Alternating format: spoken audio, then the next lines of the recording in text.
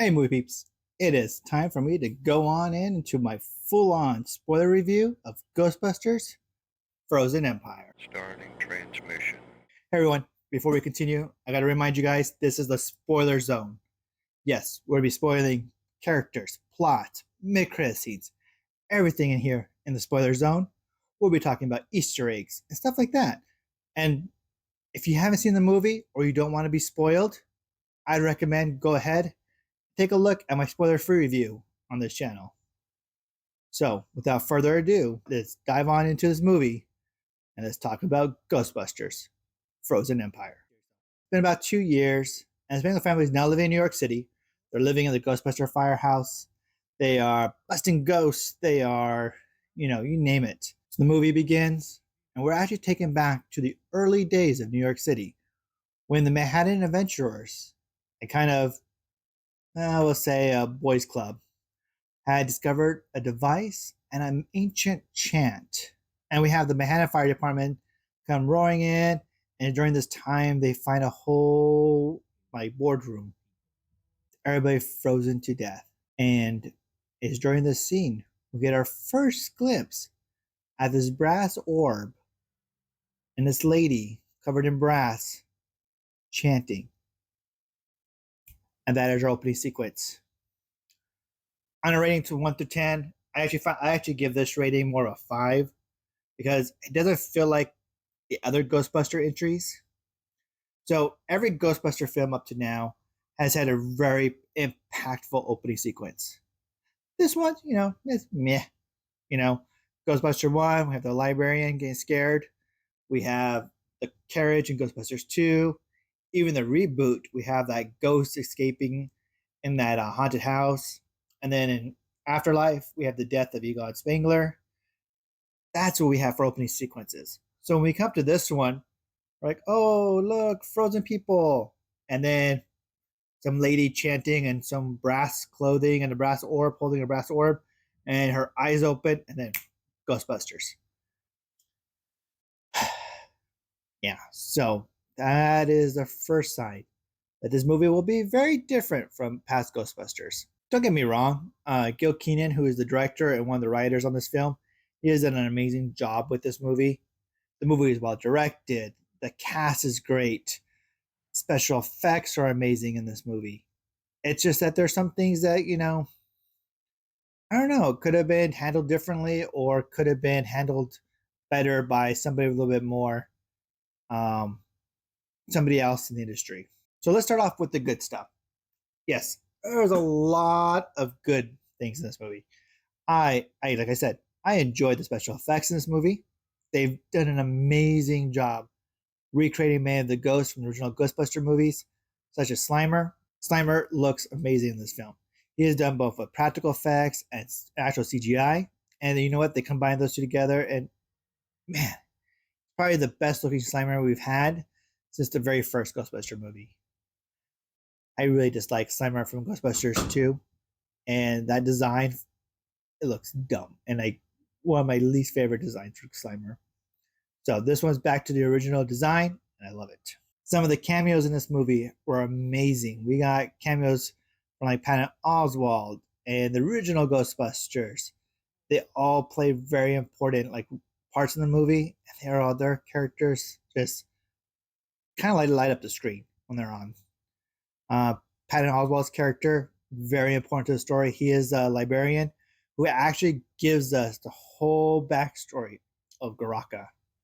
And his backstory for Garaka is done in like a kind of stop motion way with a bunch of stone tablets, like telling the story and the origin story of Garaka and how these warriors were able to capture him in a brass orb. That was creativity at a new level. And it's something we've never really seen in the Ghostbuster franchise. And I loved it so much. We were introduced to the new Ghostbusters headquarters, the new where Winston is actually having all these new scientists learn how to study ghosts, how to capture ghosts, and research what drives them, and removing spirits from possessed items. The whole scene is great. We also get a couple of ghosts in there too in that scene. There's one ghost, I swear, is the freakiest ghost out there. Like he has like these weird like tentacles on his mouth and everything, and it looks creepy. I do swear I've seen that ghost somewhere. I'm not too sure where I've seen it before. I believe it might have been in the comic book series because he looks very familiar. If you guys actually know where that ghost is from, let me know in the comment section down below, because I could have sworn I've seen that ghost before. We get an introduction to Pukey, who we've seen the Funko Pops of. He comes in for a few scenes, and he's there just for laughs, really. That's pretty much it. He does show up again near the end of the movie, and it's very weird because they don't explain how he escapes, and they do not explain how he gets there. Very strange. Very strange. And he's just there for a laugh. And then we got the Possessor Ghost, who does play a very important part of the story. And of course, we got our main big bad. We have Goraka. Goraka is like supposed to be this ancient deity who basically worked with these humans to kind of conquer the world. And then they turned their back on him when he tried to freeze the world. And, you know, and we get to learn about these ancient Ghostbusters. And I'll get to more of those later because that is probably the most wildest story point they actually have ever tread on in a Ghostbusters film. Even in the cartoon series, I can't think of them treading onto this kind of territory. So I'll get back to that in a sec. The other thing I love is some of the character developments in this movie too. Some of the characters are superbly developed in this movie. McKenna Grace as Phoebe has probably the best story arc in the whole movie. You know, it has proven that she is the new heart of the franchise. Since her role in Afterlife till now, she plays the most important part of the storyline, where you get all of your emotion in the movie comes from her character. She's now a teenager in this movie, so she has a lot more teenage angst in the film, and you can totally feel that in this film. She feels like an outsider. She doesn't feel like she belongs. Everybody's telling her to be a kid, and she's like, "But I don't want to be a kid. I want to be a Ghostbuster." Those all play factors in this movie. Paul Rudd as Mr. Gruberson also does an amazing job. His humor and comedy fits really well with the Ghostbuster franchise. And it's probably one of the most relieving things in this film that his character brings all the humor to the storyline. He also has probably the most heartfelt scenes with Kenna Grace, and you feel those emotional beats there too. I do like that's something I really do love about that. Now, for some of the more interesting things, Kumail Nanjiani's character comes into the storyline, and he is hilarious. Don't get me wrong. I think we're all going to die. But his character, and this is probably one of the weirdest like parts to adding to the Ghostbuster lore, is that there were these ancient warriors. They were firebenders.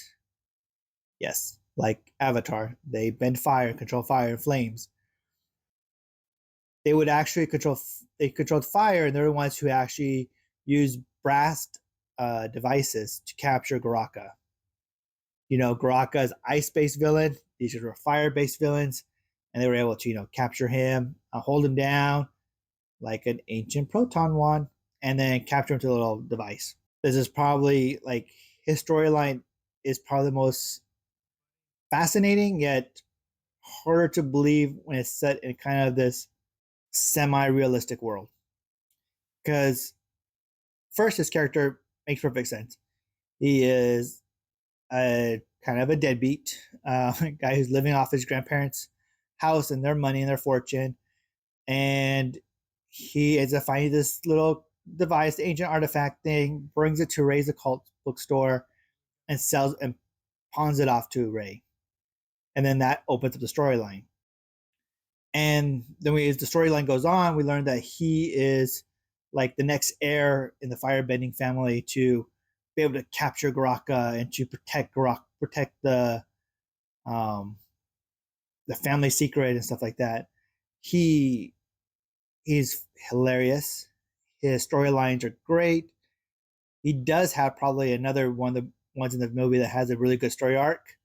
You see him as a loser, kind of rise up to being the hero at the end of the movie. It is weird that we never see him actually learn his powers all the way through, because we see him at one point, he's still trying to bend a little flame, and then 10 minutes later during the great battle, he's out there like fireball, fireball, fireball. So it's just, yeah, it's just kind of crazy. And it's very fascinating. It's very cool to have that they're building this new world up.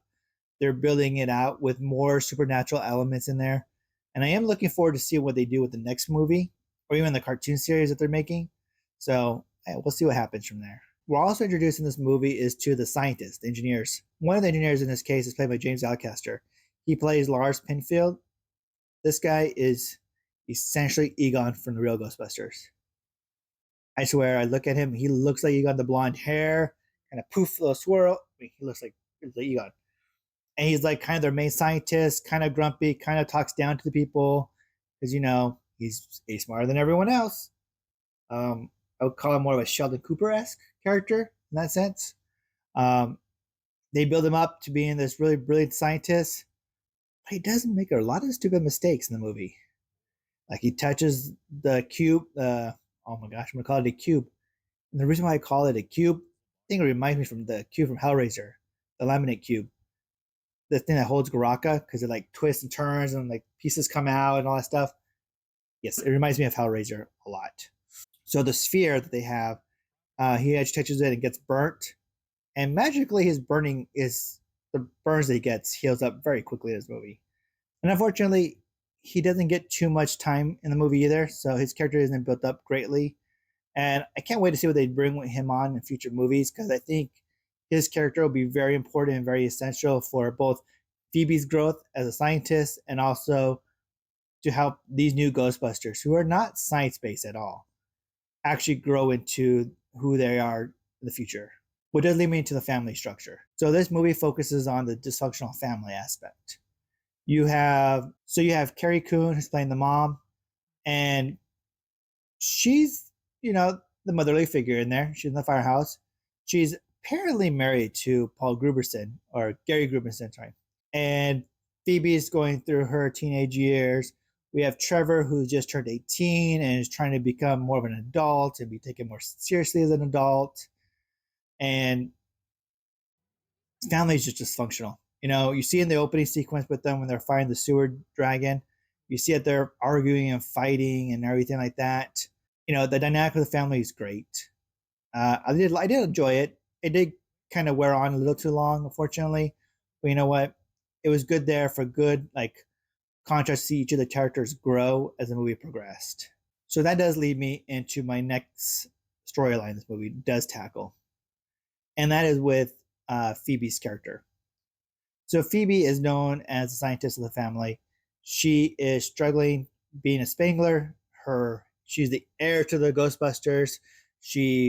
But she's being told, no, go be a kid, go do kid stuff. Don't worry about Ghostbusting right now. I'm not sure why they didn't just move her to the scientific wing, the engineering wing, with Winston's group. Phoebe knows how to build devices and all that stuff. She understands how they all work. But why did they ever have her go over there and work with them and then having her be a Ghostbuster? I don't know, because I think she would fit better in that world. So in her story too, so she gets in a fight with her mom and everything, and she ends up running away for a little while. And she meets a ghost named Melody, and there's a weird kind of romantic friendship kind of thing going on between them, which is kind of a little strange at first. And right away that why did this ghost all of a sudden appear out of nowhere and start becoming friends with Phoebe? And basically we do learn with her storyline is that Melody somehow knew that there was a device in the secret headquarters. And we kind of get this because of what Garaka, the way he is as a character. Essentially, Garaka can still talk to other ghosts through the sphere. So we see that with the mini puffs, who are back, of course, and they're gruesome as just ever. All right. So Garaka is able to talk to these ghosts. And a lot of ghosts are either scared of him or they do his bidding. And we see it with Possessor, that it controls Possessor at one point. And then it controls Melody, basically. And basically promises Melody that she can see her family again if she basically brings Phoebe to him.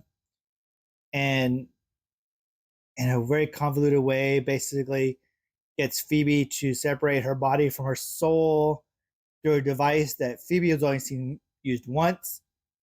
Because when she sees it being used for the first time, like no time has passed between that moment and this moment, and she sees the like a spirit being removed from a haunted object.